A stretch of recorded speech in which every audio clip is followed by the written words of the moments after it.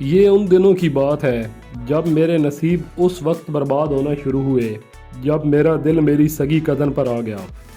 بڑا ہی کم بخت دل تھا جس نے مجھے ذلیل کروا کے رکھ دیا تھا، لیکن کیا ہو سکتا تھا، دل تو بدلا نہیں جا سکتا تھا، لہٰذا اسی دل کے کہنے میں آنا پڑا اور جا کر اپنی سگی کزن سے پیار کا اظہار کر دیا۔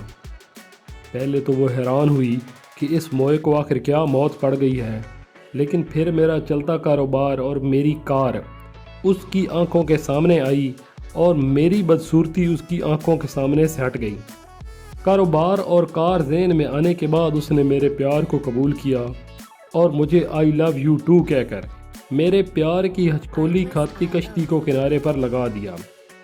خوشی خوشی گھر والوں کو آ کر بتایا، انہوں نے میرے فیصلے کو سراہا اور دوسرے دن ہی کزن کے گھر رشتہ مانگنے چلے گئے۔ ان کے گھر والوں کو بھی بات پسند آئی۔ 2 دن بعد ہم نے منگنی کی رسم نبھائی۔ اب میرا ارادہ تھا کہ شادی جلد سے جلد ہو جائے، کچھ دن بعد جو ذلیل ہونا ہے وہ اب ہو جائیں۔ خیر گھر والے پریشانی سمجھ گئے اور ان کے ساتھ شادی کی تاریخ فکس کر کے پیار کے کاغذ پر مہر لگا دی کہ بیٹا اب یہ تیرے پلے بند گئی۔ میں بھی بڑا خوش تھا کیونکہ آنے والے طوفان سے بے خبر تھا۔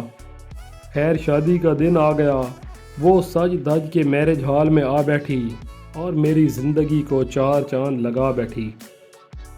نکاح شروع ہونے سے پہلے قاضی صاحب سٹیج سے اٹھ کھڑے ہوئے اور با آواز بلند پکارا، کسی کو نکاح پر کوئی اعتراض تو نہیں ہے؟ کسی کو کیا اعتراض ہونا تھا، سارے ہی راضی تھے۔ لیکن یہ کیا، ایک لڑکی ایک چھوٹے سے بچے کو گود میں اٹھا کر اٹھ کھڑی ہوئی اور سٹیج کی طرف بڑھنے لگی۔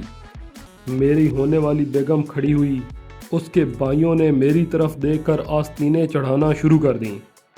میرا ہونے والا سسر بندوق کی طرف بھاگا، سالیوں کی طرف سے گالیوں کی بوچھاڑ ہوئی۔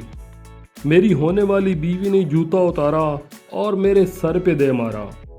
اس کے بھائی غصے سے لال پیلے ہو کر سٹیج کی طرف بڑھنے لگے۔ میرے سسر بھی بندوق لے کر سٹیج کی طرف نشانہ باندھنے لگے۔ میرے ہوش حواس اڑ چکے تھے، ایسے جیسے کنواریوں کے دوپٹے اڑا کرتے ہیں۔ سارا معاملہ میری سمجھ سے باہر تھا کہ یہ کیا ہو رہا ہے۔ اس سے پہلے کہ میرے سالے سٹیج پر پہنچ کر میری پھینٹی لگاتے اور میرے سسر مجھے گولی کا نشانہ بناتے، ان سے پہلے وہ لڑکی سٹیج کے قریب پہنچ گئی۔ قاضی صاحب نے پوچھا، بیٹا کیا آپ کو اس نکاح پر کوئی اعتراض ہے؟ وہ بولی، مجھے کیا اعتراض ہونا ہے، وہ تو پیچھے آپ کی آواز نہیں آ رہی تھی اس لیے میں آگے آ گئی ہوں۔